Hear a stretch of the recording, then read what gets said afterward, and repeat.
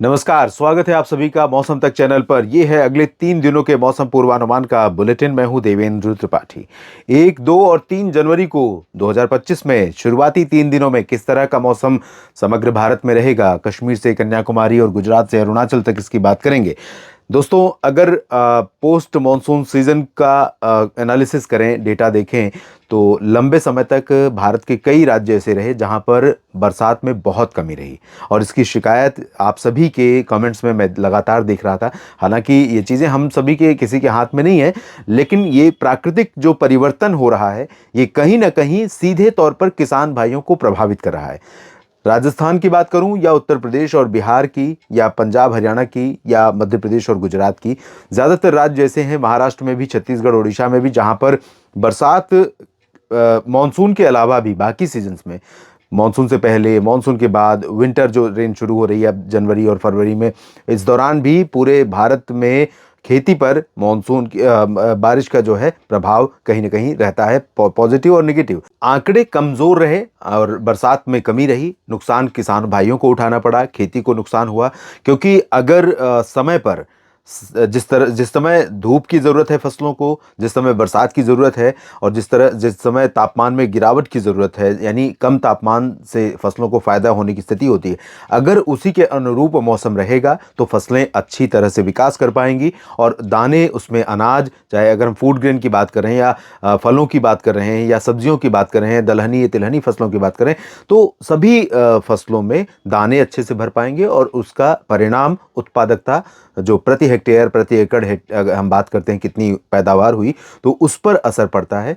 ज़्यादा पैदावार, ज़्यादा अच्छी फसल, तंदुरुस्त फसल, यानी उसकी जो गुणवत्ता रहेगी, उसकी मार्केट वैल्यू ज़्यादा रहेगी और उसका जो जितनी मात्रा अधिक होगी, किसान भाइयों को फ़ायदा होगा। तो अगर मौसम कहीं कंजूसी दिखाता है तो नुकसान सीधे तौर पर किसान भाइयों को होता है। आम लोगों को कहना सिर्फ इतना है, आज सर्दी बहुत है, आज बरसात बहुत हो गई, आज बरसात नहीं हुई, बस इतना। लेकिन किसानों के लिए ये बहुत ज़्यादा रिलेटेड है उनकी आजीविका से, उनके अपने व्यवसाय से। तो आंकड़े कैसे रहे हैं इस बार के पोस्ट मानसून सीजन के? 1 अक्टूबर से लेकर 31 दिसंबर के बीच में आंकड़े आ चुके हैं। उसके अनुसार पूरे भारत में 3% की कमी रही। 3% की कमी को कमी नहीं माना जाएगा, लेकिन ये कमी इंप्रूव अभी हुई है, ये 9% तक पहुंच गई थी। और वो भी तब जब दक्षिण भारत और मध्य भारत में कई जगहों पर सामान्य से अधिक वर्षा हुई थी, पूर्वोत्तर में कई जगहों पर सामान्य से अधिक वर्षा हुई थी, तो इस वजह से आंकड़ा बहुत अंतर नहीं दिखा रहा था। लेकिन कमी उत्तर भारत के क्षेत्रों में और कुछ मध्य भारत के भागों में बहुत ज़्यादा थी। इसमें आप देखें, छत्तीसगढ़ में अभी भी 50% की कमी है। दक्षिण भारत में तेलंगाना में 34% कम बरसात हुई है। 24% की कमी अभी भी राजस्थान में बनी हुई है। और वहीं झारखंड में 29% की कमी है, नागालैंड में 23 और मिजोरम में 52, जबकि 27 त्रिपुरा में, और इधर बिहार में 71% की डेफिशिएंसी है। उत्तर प्रदेश में अभी जो बरसात थोड़ी बहुत हुई है, उसके बावजूद बारिश का आंकड़ा 80% नीचे है। 37 मिलीमीटर वर्षा होनी थी, हुई है 7.6 पूरे राज्य का। ये क्यूमुलेटिव डेटा है इन 3 महीनों का, अक्टूबर, नवंबर और दिसंबर में। और दिल्ली में सरप्लस हो गई है। दिल्ली में 53% ज़्यादा बरसात हुई है। हरियाणा 38% सरप्लस हो गया है। पंजाब में बारिश 13% ज़्यादा हुई है। लेकिन उत्तराखंड, हिमाचल, जम्मू कश्मीर, लद्दाख, इन सभी क्षेत्रों में सामान्य से कम बरसात रिकॉर्ड की गई है। और इस बरसात का मतलब यहाँ पर हिमपात से है, क्योंकि ज़्यादातर यहाँ पर जो ऊंचे पहाड़ हैं वहाँ हिमपात होता है और हिमपात होने का प्रभाव यहाँ के साथ साथ मैदानी इलाकों पर पड़ता है। मैदानी इलाकों और कई जगहों पर जाने वाली नदियों में जल प्रवाह पर पड़ता है और साथ में पर्वतीय क्षेत्रों पर रहने वाले लोगों के लिए जो इस मौसम के बाद, सर्दी के मौसम के बाद का समय होता है, उस दौरान पानी के स्रोत के रूप में ये बर्फबारी काम करती है।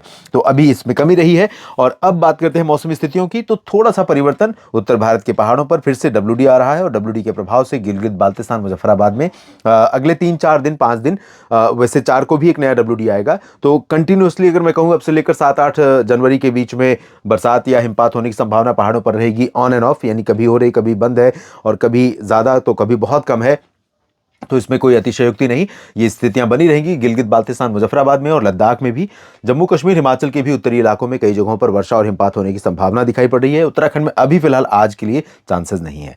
मैदानी भागों में पंजाब, हरियाणा, दिल्ली, राजस्थान और गुजरात के पश्चिमी मध्य प्रदेश और पश्चिमी उत्तर प्रदेश के कुछ भागों पर, दिल्ली पर कुछ बादल दिखाई देंगे रहे अर्ली मतलब लेट नाइट से, और ये सुबह तक हैं और थोड़े बहुत बादल हैं अभी, धुंध भी है, कोहरा कुहासा भी है। तो ये धीरे धीरे हटेगा और हवा की रफ्तार बढ़ेगी। हवा की रफ्तार जैसे ही बढ़ेगी तो मौसम में सर्दी भी बढ़ेगी, आसमान एटमॉस्फेयर साफ हो जाएगा।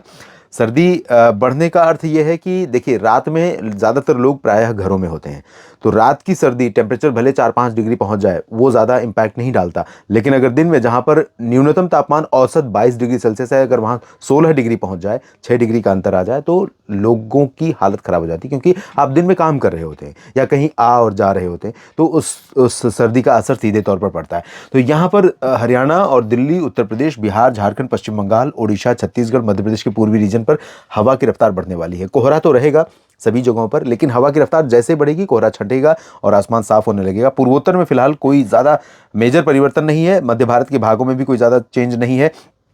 दक्षिण भारत में दक्षिणी तटीय आंध्र प्रदेश और तटीय तमिलनाडु के भागों में बारिश होगी। बाकी जगहों पर कर्नाटक, तेलंगाना और महाराष्ट्र, गोवा, साथ ही साथ मध्य प्रदेश, छत्तीसगढ़, ओडिशा, गुजरात, इन सभी भागों में मुख्यतः ड्राई और क्लियर वेदर रहेगा और बादल थोड़े बहुत यहाँ पर रहेंगे। साथ ही यहाँ पर ठंडक रहेगी पूर्वी मध्य प्रदेश, पूर्वी और छत्तीसगढ़, ओडिशा में। बाकी कोई सिग्निफिकेंट चेंज नहीं है। बिहार, झारखंड में भी तापमान में गिरावट होगी इन ठंडी हवाओं के कारण, और दिन में आसमान साफ होने के कारण धूप देखने को मिलेगी।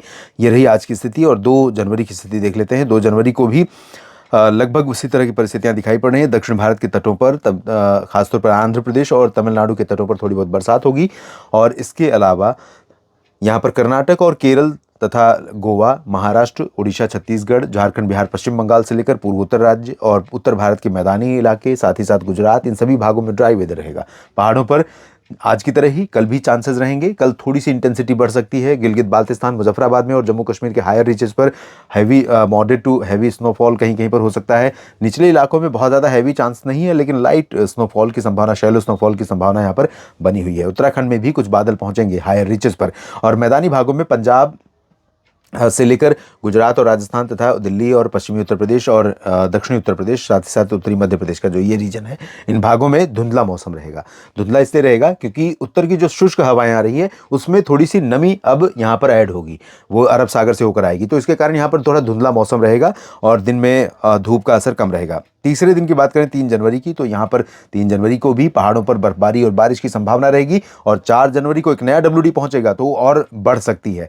मैदानी भागों में कोई ज़्यादा चेंज नहीं है। पंजाब से लेकर नीचे तमिलनाडु तक, इधर बिहार और पूर्वोत्तर भारत में सभी जगहों पर एक जैसा मौसम है, लेकिन उत्तर प्रदेश के पूर्वी क्षेत्रों पर लगातार और मध्य भागों पर लगातार उत्तर की हवाएं आती रहेंगी, मौसम ठंडा रहेगा। शेष भागों में हवाएं मिक्स हो रही हैं, तो कभी मौसम में ठंडक और कभी आर्द्रता बढ़ने के कारण धुंधला मौसम और धूप का थोड़ा असर कम। ये परिस्थितियां हमें राजस्थान, गुजरात, मध्य प्रदेश, महाराष्ट्र, इन सभी भागों में देखने को मिलेंगी।